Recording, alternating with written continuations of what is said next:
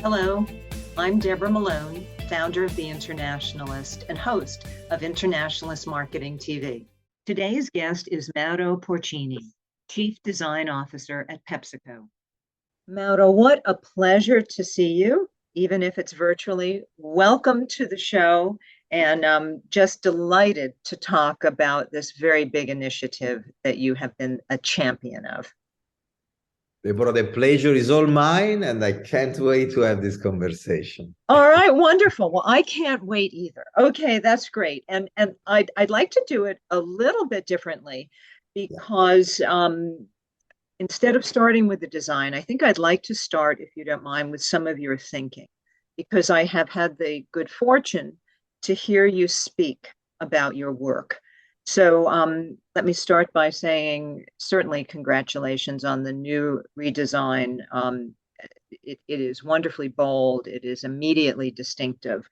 But I also know that you have some very special views about design, innovation, and marketing. I heard you say in that talk that you really don't see that much difference between design and innovation.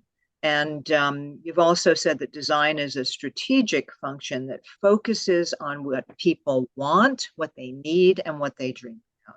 Could you talk to us about that?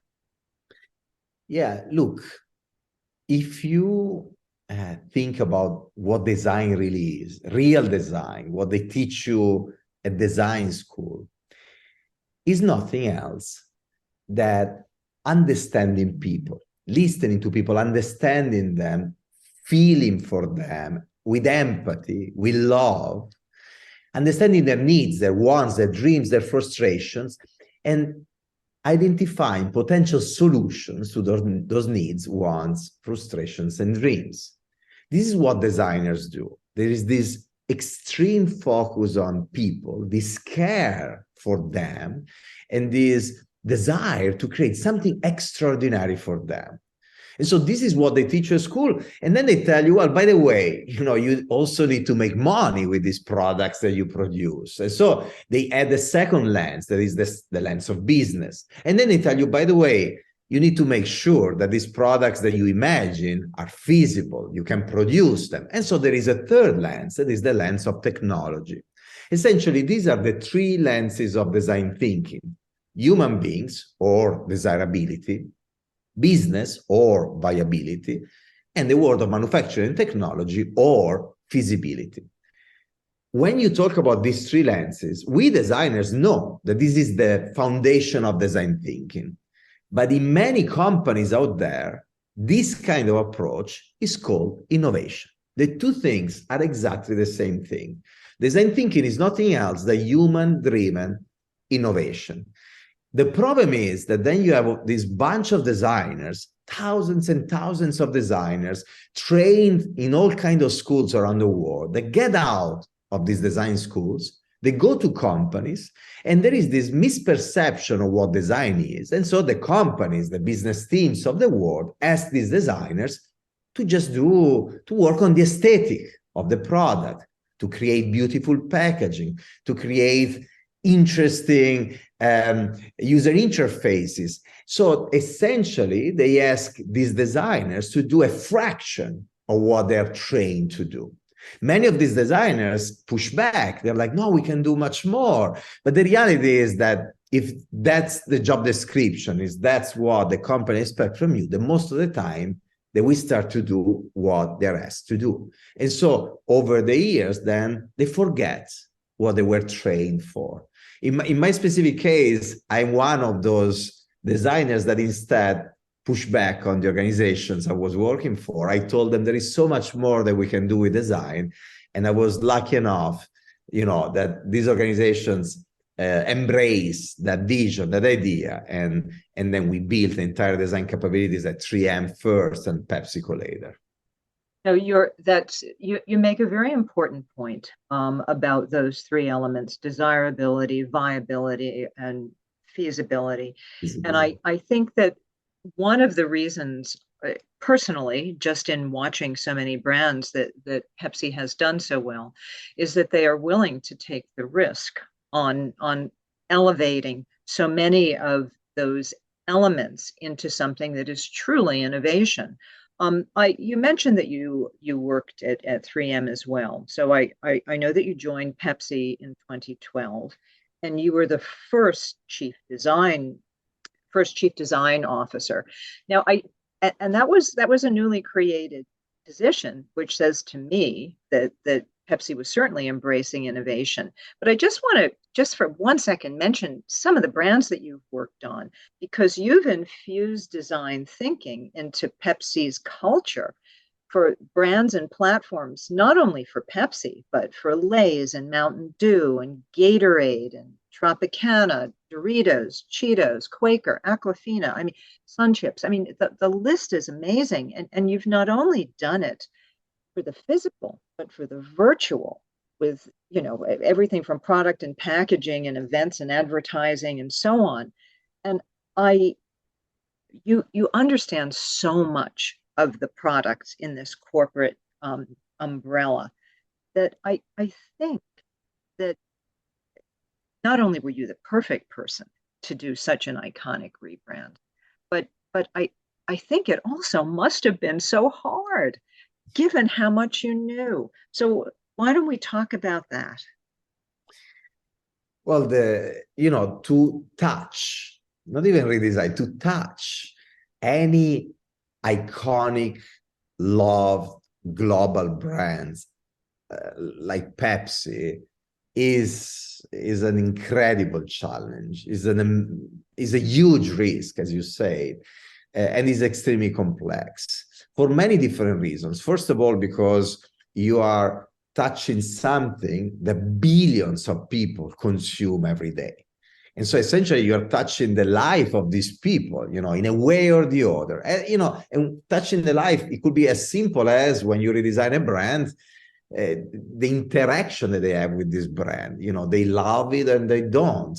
If you touch the functionality of the product or the brand, then you are impacting also the safety, the convenience, the user-friendliness of those products and the connection with these users. So first of all, there is a risk in how you impact the life of people.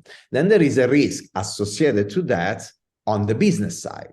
If you get it wrong, and if you get wrong a brand that is worth billions of dollars, dozens of billions of dollars, even if you lose a little bit of market share through that mistake, we're talking about hundreds of millions of dollars eventually. It's not just that, it's also the investment that change implies. There are millions of dollars invested in the change. So you understand, all this level of endemic risk connected to a design like this. Then there is also the personal risk. So, as a designer, as an example, I can do thousands of projects, really well in the past 25 years of my career. But if I screw up the redesign of Pepsi, I will be remembered forever as the guy that got Pepsi wrong, no matter everything I did right before. And now this is me as a designer. The same is for the marketer associated to that project. And that's why often, because of all this risk, personal, business related, and eventually related to society, a lot of companies and a lot of business leaders and designers prefer to be safe. I mean, worst case scenario when you're safe is that your career continues in the same way it continued before. When you take a risk, it could go well, it could go wrong. But that's why I think you need in these companies, first of all, people that are real innovators, people that love the idea of risk because they love the idea of positive change and evolution, but also people that embrace risk in a very rational way with the right safety nets, in a very strategic way, with full self-awareness, with humbleness and lack of arrogance. And many of the characteristics that I talk about, for instance, in my book, in the human side of innovation, you need people with all those traits and characteristics because risk for the sake of risk or change for the sake of change is totally meaningless and totally unuseful for companies of any kind. And so combining the two dimensions, deeply understanding the people you serve, what the business world called consumers, I just like to call them people and human beings, understanding the nature of your business, understanding what is feasible and what is not, understanding how to move within the culture of the company, understanding how to move within the business model of your organization. All of these factors need to be taken in consideration. And to do that, you need people that understand all of these dimensions. By the way, I say people, there is not one person. There is not, me, for instance. It's not about me. There was an entire team of designers working with me and for me. There was the marketing team, all together, cross-functional effort.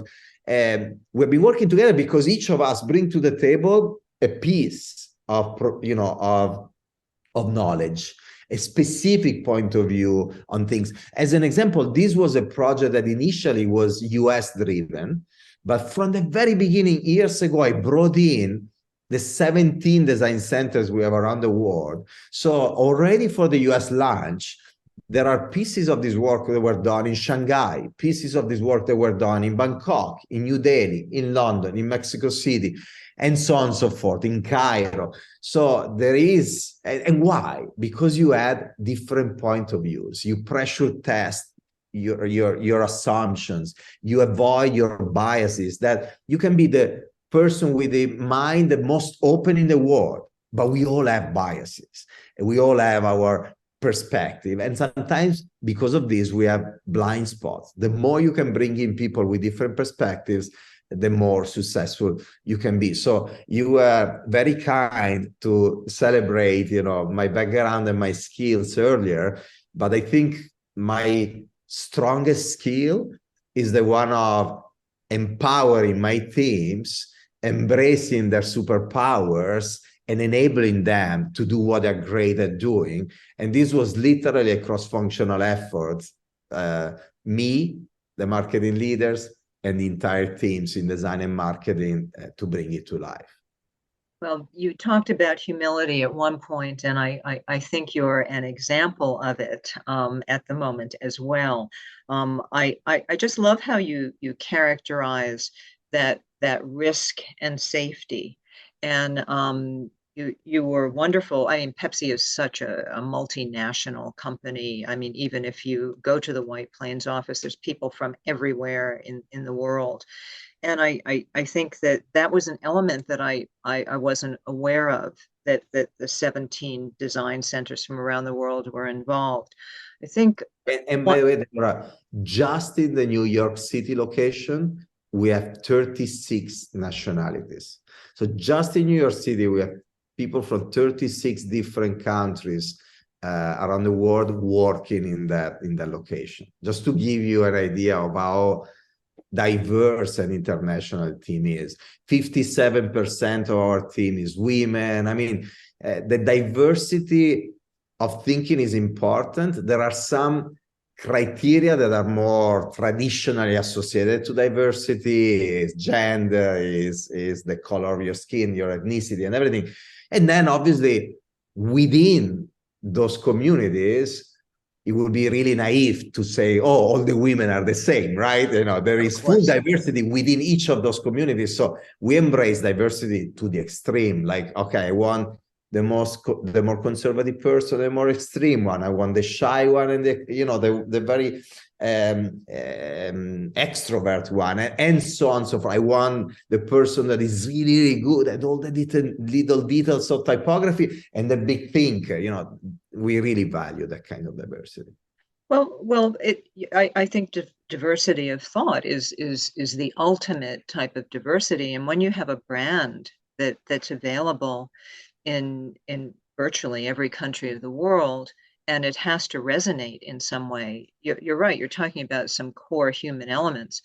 The other thing, though, that I think is amazing about design is when it's right, you look at a new design and it's almost as if you just accept it because it feels like that's what it should be.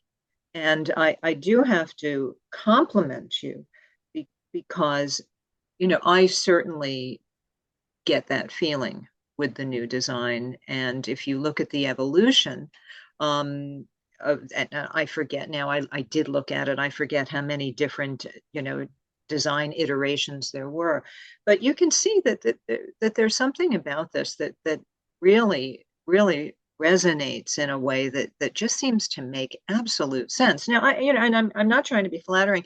You've talked very philosophically about the process. Could you just tell us a little bit about how you knew you hit those right chords so that anyone could look at it and say, "Oh yeah, new Pepsi, cool." Yeah. Look, I joined the company in 2012, and the previous design was made in 2008 by Arnell. And it's been in market for a few years, when I joined. It was not everywhere around the world. It was not in Russia, it was not in the Middle East, it was not in China. They were still keeping the old brand. My mission, my very first missions in the company was the one of making that design global. So Indra Nui, the CEO of the company back then, and Brad Jakeman, the president of Global Beverage, asked me, look, we need to make it global. And I realized very soon that design didn't carry the right energy that Pepsi needed. We had data by then after a few years in the US. And this was one of the reasons why multiple regions were refusing to embrace that. So what we did, we redesigned that. I couldn't really redesign the logo, and so I made the globe bigger. So back then, if you remember, there was the can with the little Pepsi logo and the Pepsi wordmark vertical on the can and the dark blue. So we made the globe bigger. We changed a little bit the typography of Pepsi, even though many people didn't even see and realize, but we made it a little bit more bolder.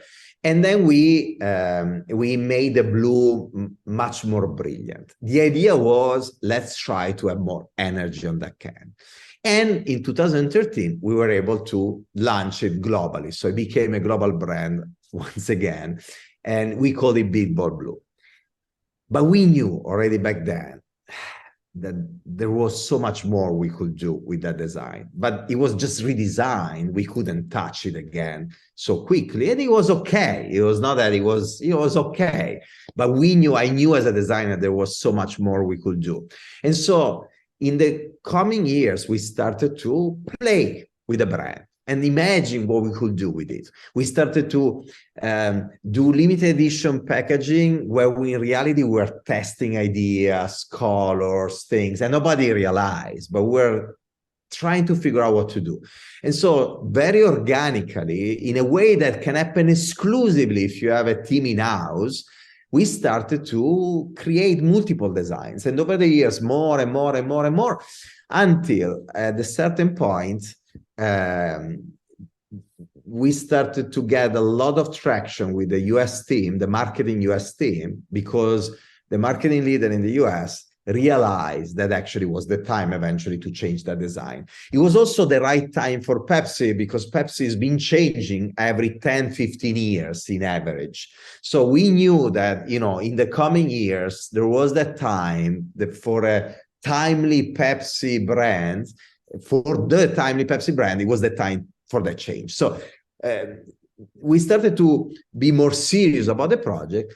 And at a certain point, we really started to work on this. A few years ago, we started to iterate on many, many, many, many different designs and logos and brands. And then we started to screen them. And finally, we arrived to a few.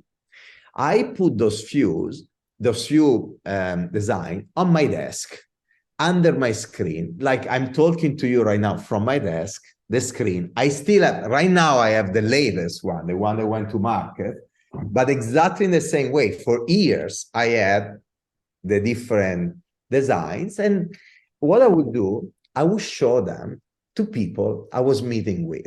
people in the company, different kind of business leaders. I was having meetings for other things. And then at the end of the meeting, I was like, Mark, can you wait 5 minutes? I need to show you something.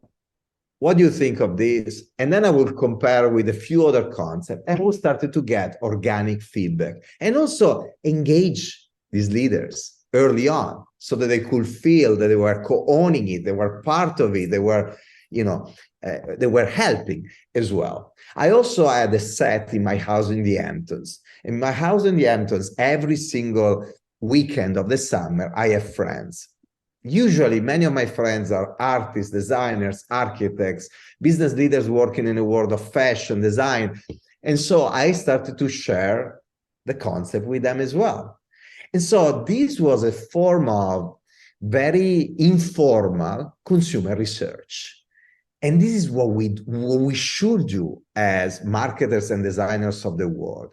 We should start interact with people before we do all those formal consumer research, qualitative, quantitative. Doing consumer research, being an ethnographer, an anthropologist, a researcher, is mindset before anything else. So as designers, right away, we try to understand if what we're doing is the right thing to do or not. What happened with Pepsi, to answer directly your question, is that 100% of the people gravitated towards a specific kind of design. That, by the way, is the father of what, or the mother of what you see, that we launched today. So we started to tweak that direction. And then in the summer of 2021, we essentially finalized that direction. So the globe was ready 2 years ago. And then from that, we started to, again, test more and more and more, and we started to build a full visual identity system. So in this journey of years, I built my confidence. I never saw, actually, very rarely I saw so much consensus on a design, so much people loving it. So that gave me a lot of confidence that this design, as bold as it was, because it's very different from the current one, was the right one to go with. But again, confidence in the process, enabled by continuous conversations with key stakeholders in the business, experts in the business, influencers, experts outside of your organization, and then finally consumers, customers, people out there. All of this is not just about validating your idea, but it's also about building confidence in you, in your teams, in the company, that the risky idea actually maybe it's not that risky and is worth the risk, because probably it's going to go well. No, that's very well said, because you're right. It as you mentioned before, it's such a huge economic risk, to turn everything around. But that process, which is not a short process, is quite interesting. You also mentioned something. You were saying that there tends to be a design change every 15 years. And in the past, we used to call 15 years a generation. I think now it might be 20 years as a generation, since we live longer.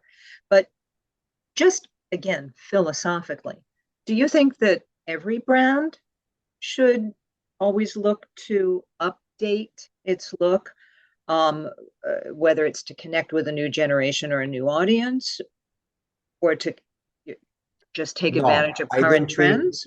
I think the first thing that the brand needs to do is to understand his or her unique point of view on the world, his identity. Imagine that the brand is like a person. I am a person.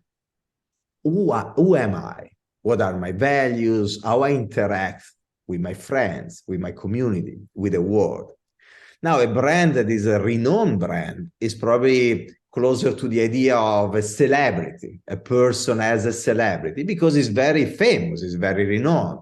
So how does this celebrity person interact with the fans, with the masses out there? So the first thing is to understand who you are.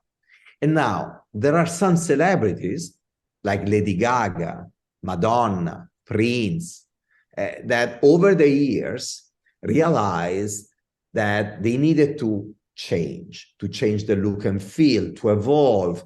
And they did it because it is who they are. I mean, they were totally embodying that change. That change is part of their values, is literally who Madonna is, who Prince was, who Lady Gaga is. So it was totally connected to the core values that they have.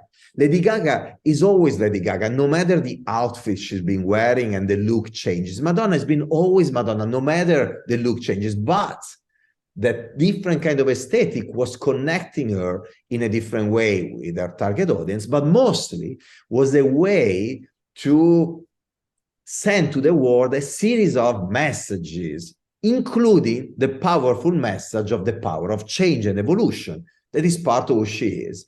Her boldness in those changes, her ability to do it, her ability to imagine those changes. Now, is Bruce Springsteen, that instead didn't change style for many years, or the Rolling Stones, less creative than Madonna or Prince? No, they're not. They're just different. And so for brands, it's the same thing. Pepsi is Madonna, is Lady Gaga, is Elton John eventually, and Prince. Pepsi did it all its life. You know, Pepsi changes. Other brands, Coca-Cola doesn't. Coca-Cola is more, you know, it would be a different kind of celebrity.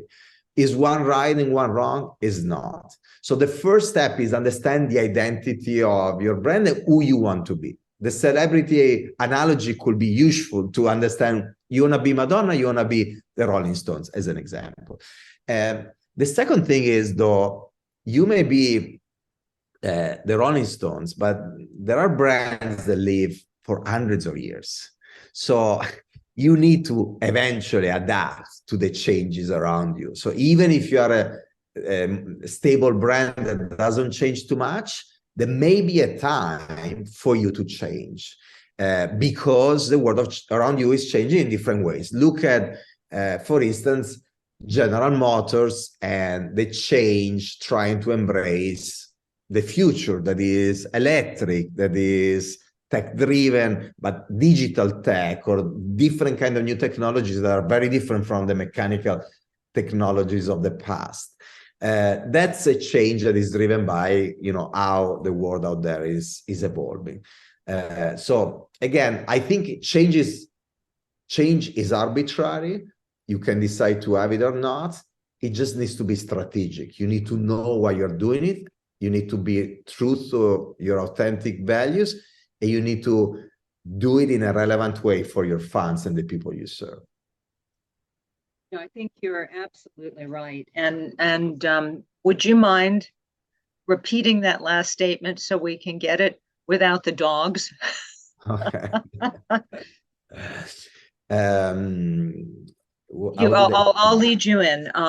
You were talking. Oh, sorry, I didn't hear them though. Oh, you didn't? Okay, all right. You didn't So. hear them? Then maybe it's fine. I did. Well, let's just go. So again, just emphasize for me in terms of looking at brand and celebrity, you do feel that some brands have an essence that means they must change, and others may not have to do so quite so quickly. Is that right? Yeah, look, changing your brand is an arbitrary decision. And it's fine. You can decide that your brand needs to be changed over time, or you can decide eventually your brand doesn't need changes or too many changes. It's arbitrary, it's your decision. But it needs to be connected to the nature of your brand, to the identity of the brand, to the values of your brand. And therefore, from that standpoint, it needs to be strategic, arbitrary, but strategic. So connected to the nature of your brand, relevant to the people you serve, for your fan, for the public out there, and meaningful for the times you live in. I think meaningful is always what is so key. And I have two questions, two very different ones about meaning. You have had a tremendous amount of positive reaction to this new change. And as an Ad Age veteran, I noticed that they recently reported that everyone loves to hate a new logo. But that certainly doesn't seem to be true in Pepsi's case. And I think that a lot of that may come from the fact of how we started. This is something very internal, that you minimize the risk. And I think that is an extraordinary lesson to share.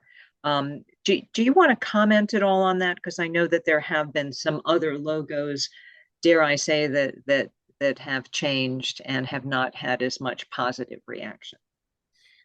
Look, is complicated and extremely difficult to change and touch a logo that is loved by millions or billions of people in our case, and it is consumed or used by that many people every day.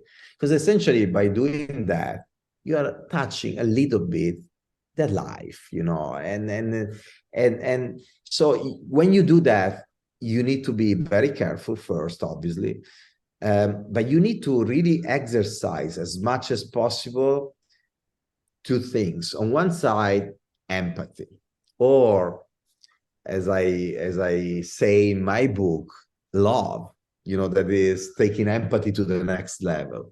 You really need to build a connection with the people that you serve, to deeply understand what they love, what they like. So that's one dimension. The other one is you need to do it in a very objective and rational way, not falling in love with solutions that you created, that you generated. And this is one of the problems often of us designers. We design something, we fall in love with that, and we stop listening to people. We ignore what they're telling us. The media have been reporting, for instance, something that I said, I think in an interview with CNN or Fast Company or both of them, but many media platforms keep quoting me on this. And essentially what I said is that for years we've been asking people to design our logo, and they kept designing, many of them will design the logo with the Pepsi wordmark within the globe, even though the current logo didn't have the Pepsi inside the globe. And even if, you know, many of these people were not even born at the time in which the Pepsi wordmark was inside the globe. So that meant there was some connection, some passion for the kind of visualization of our logo that we couldn't ignore. And so what they quote me on is exactly this. We stopped ignoring it. We realized we shouldn't ignore it. We should actually embrace it. And the challenge then was, okay, because we used that kind of iteration in the past, how can we do it in a way that is meaningful and relevant for the age we live in today?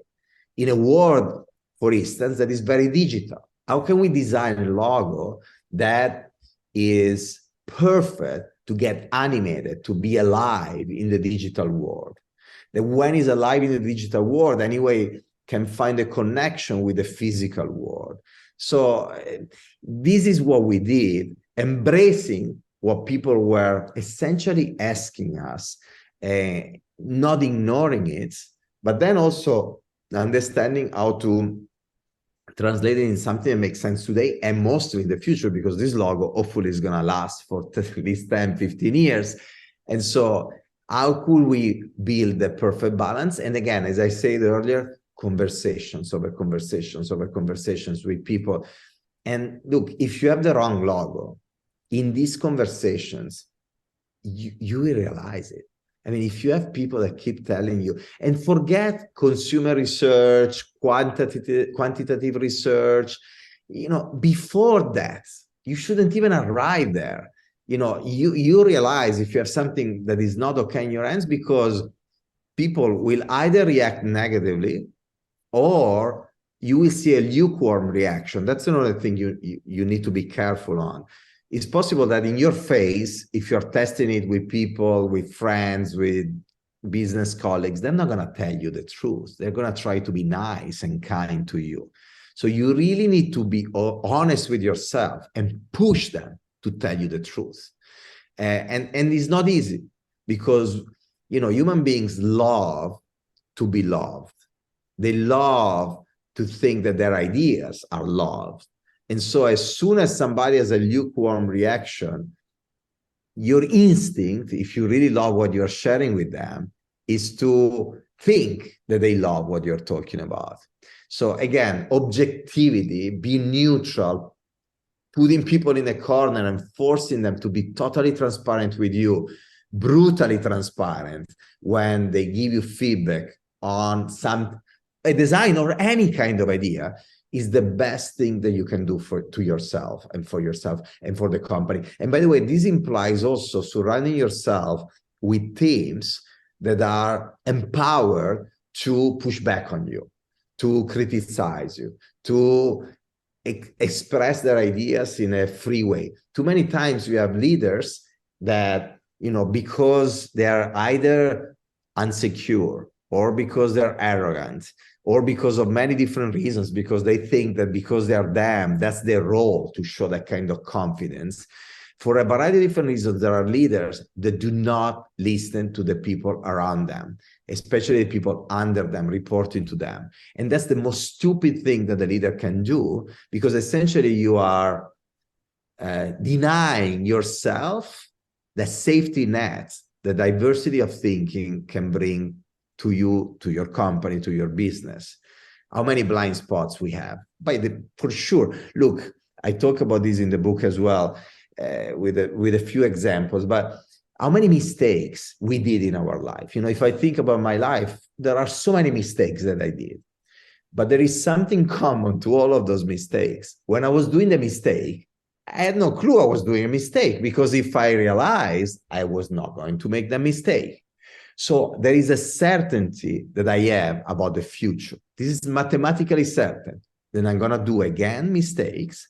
And then while I'm doing them, I'm not going to be aware that I'm doing that mistake. I may be exactly right now doing a mistake without realizing it. So what is the best way to protect yourself from that? Is to surround yourself with people that can call you out when you have a blind spot, when you're about to make a mistake. And therefore, you need to empower them, enable them to push back on you, to call you out. If they don't, because you are the boss, because of your authority, because you are a jerk, because you are arrogant, because of a variety of different reasons, you're just damaging yourself, not them for sure.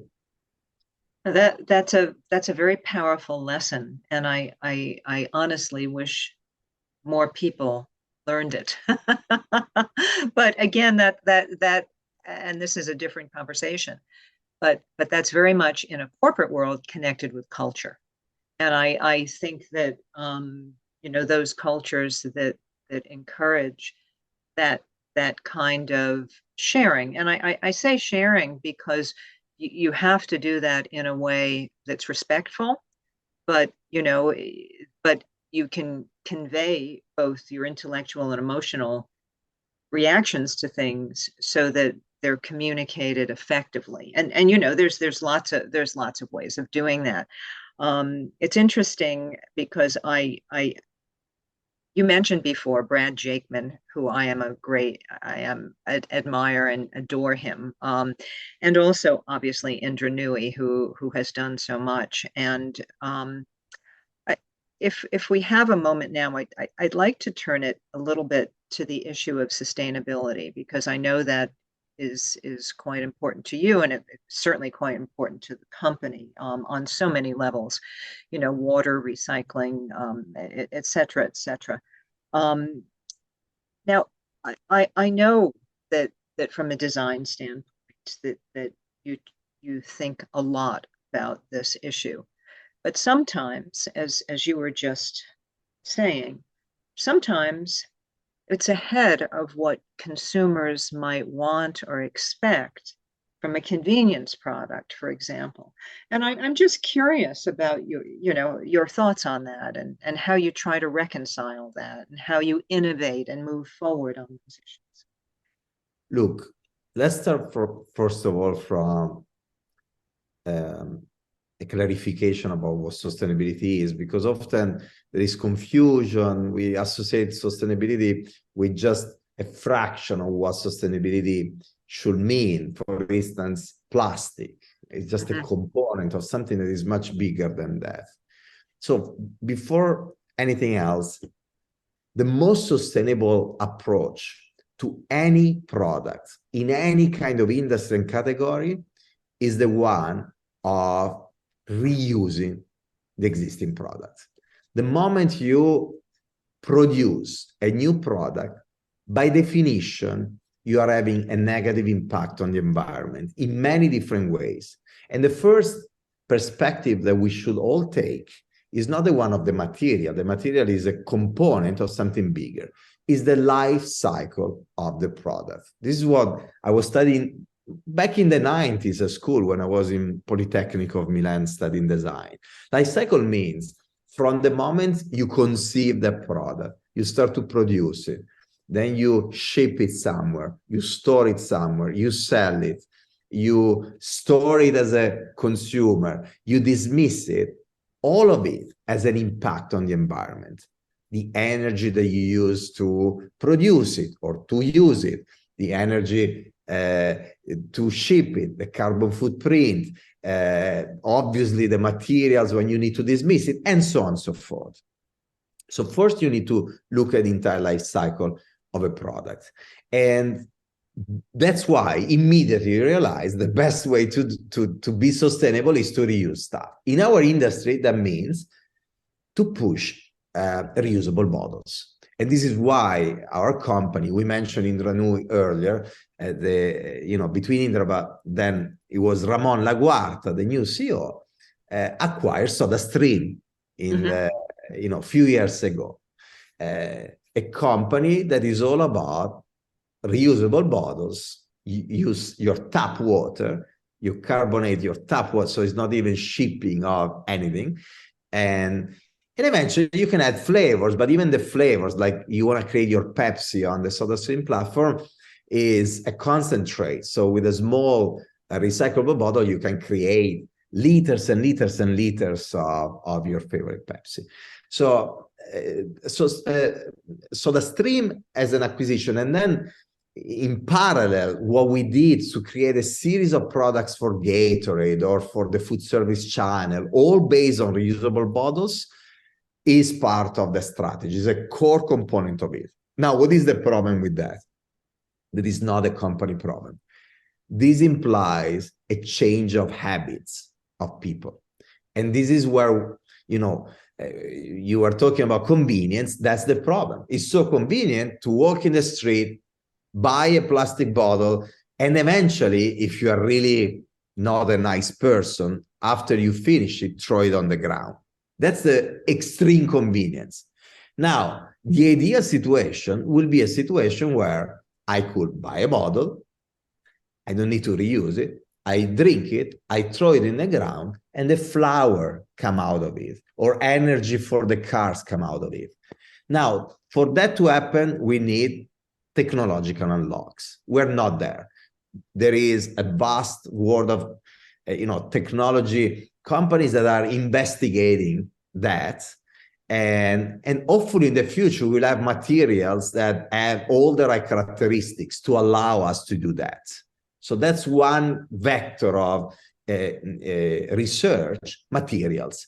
And we as a company are investing in this, both internally, but mostly also with other companies from our industry, because it needs to be a collective effort to find solutions, like all the experimentations we're doing in the pulp technology and a variety of other things. So material is, so reusability, material.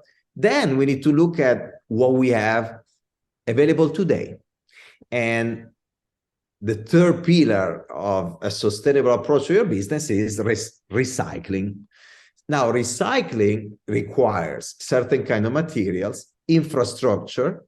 The more you recycle, then the more recycled material goes in the system. Today, there is not enough recycled plastic to fulfill the demand of all these companies.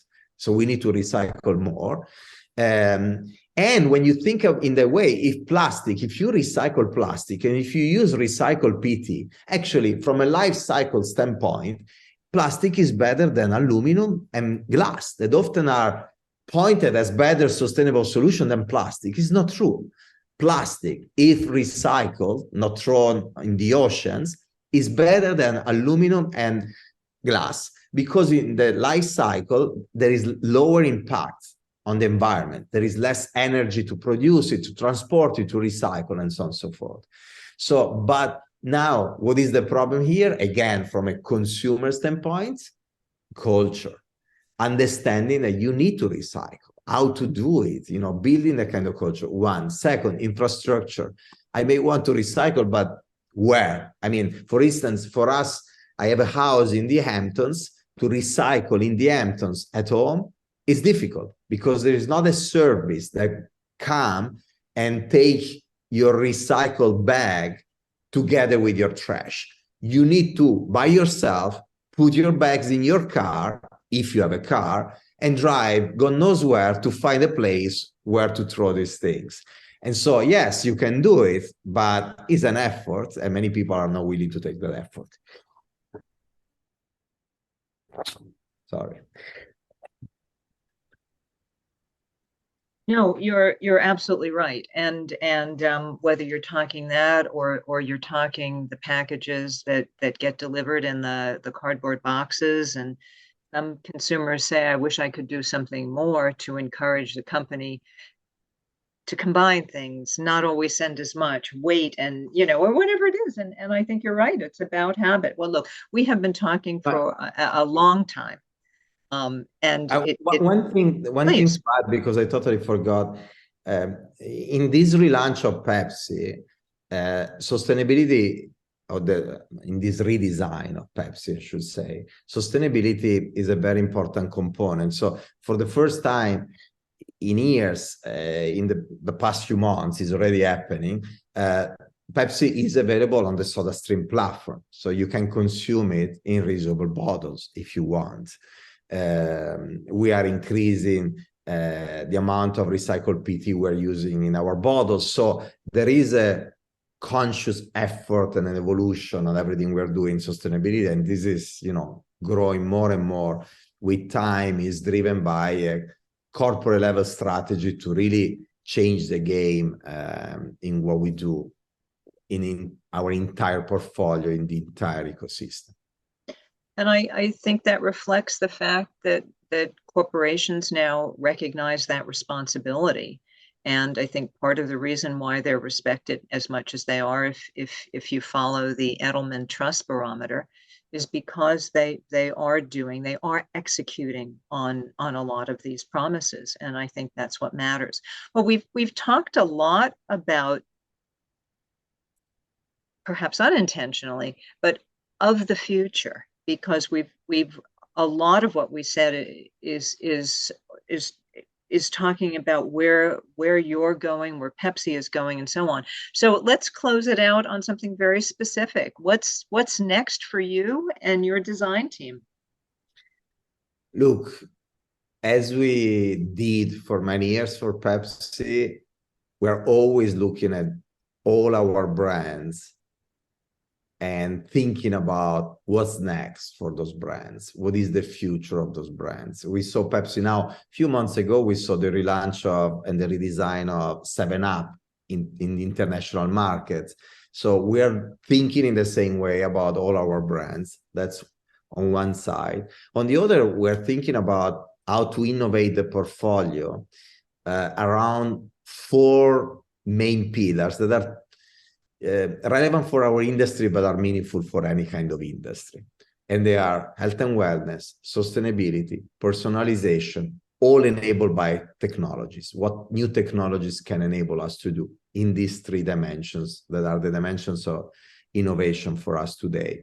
And so we know that the world of food and beverage is a world of full personalization of your product, your content, the way you communicate, is a world where products and brands will be more and more sustainable, will be healthier and healthier. And so we're working not just on the existing multi-billion-dollar brands we have in the portfolio, but also in the creation of new brands and products to make sure that this company is really doing the right thing for the community, for people out there, and for the planet, and also to future-proof our business. The beauty of the times we live in, as I said in my book, is that human value is finally aligning with financial value. Doing the right thing for people, the planet, and the world is good business.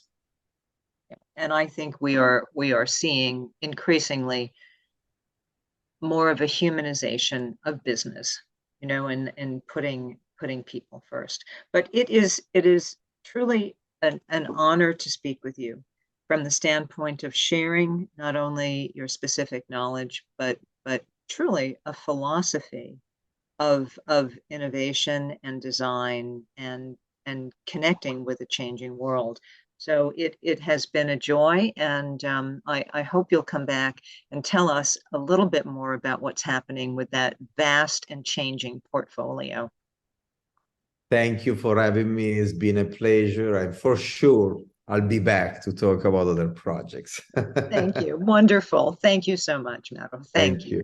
The Internationalist focuses on the continual reinvention of marketing by highlighting inspirational marketers around the world and their ideas as they move the industry forward.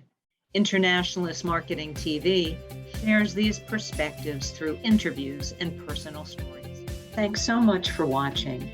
If you find this kind of content helpful, please click like or subscribe. Again, thanks so much.